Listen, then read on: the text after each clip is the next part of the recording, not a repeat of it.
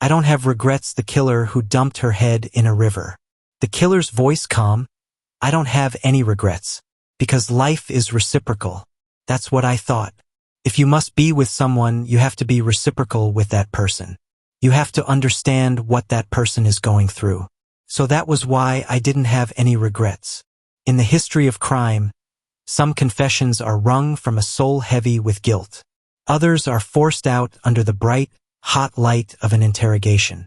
But for one man, a confession was just another performance, as cold and unfeeling as the crime itself.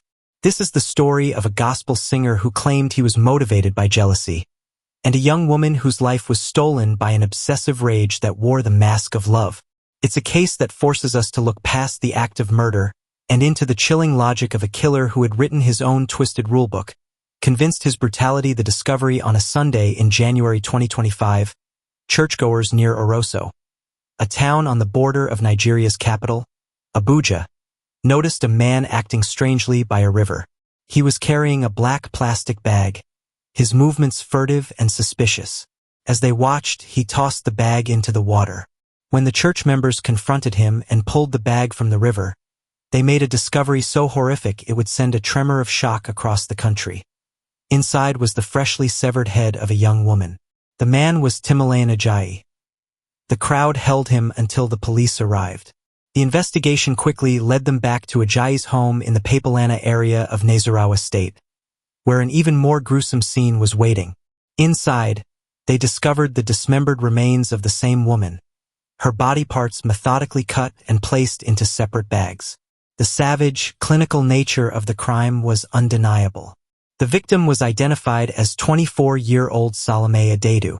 A stolen future Salome Adaidu was so much more than just a name in a headline. She was a life brimming with promise.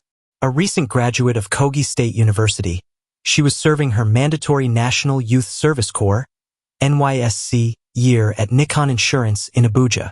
Friends and family described her as a vibrant, ambitious, and deeply loved young woman, just months away from completing her service.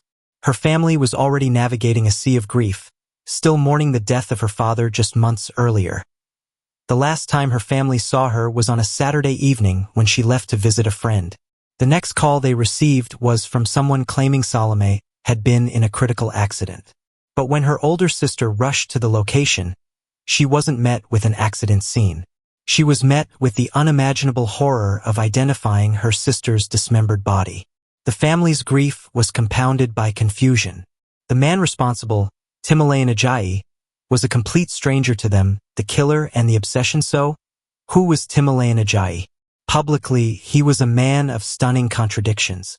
He was like a house with a beautifully painted exterior that concealed a rotting, decaying interior. On the outside, he was a self-proclaimed gospel singer, songwriter, and fitness enthusiast who also dabbled in cryptocurrency. He was even photographed clutching a Bible and praying fervently in court. But underneath that pious veneer was a dark and possessive personality. Ajayi claimed he and Salome had been in a relationship for about a year, a claim her family fiercely denies. According to her sister and friends, they had never even heard his name, which suggests the relationship was either a secret, a manipulation, or a total fabrication. That discrepancy is the first huge red flag. Secrecy in a relationship can be a tool of control, like a gardener who slowly snips away every vine connecting a plant to the outside world, until only he is left to tend to it. In his confession, Ajayi tried to paint himself as the victim, pushed to a breaking point in a turbulent relationship.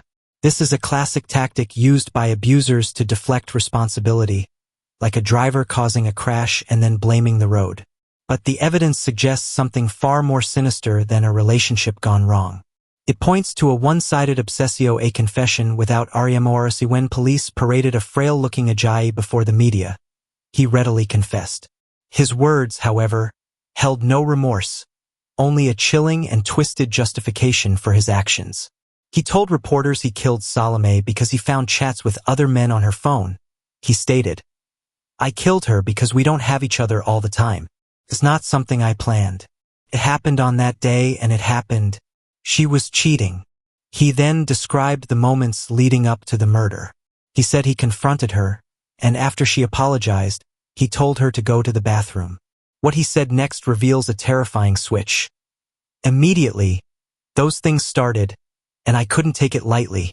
I had to go into the room where I could get some certain things that happened. I took the knife and went to her.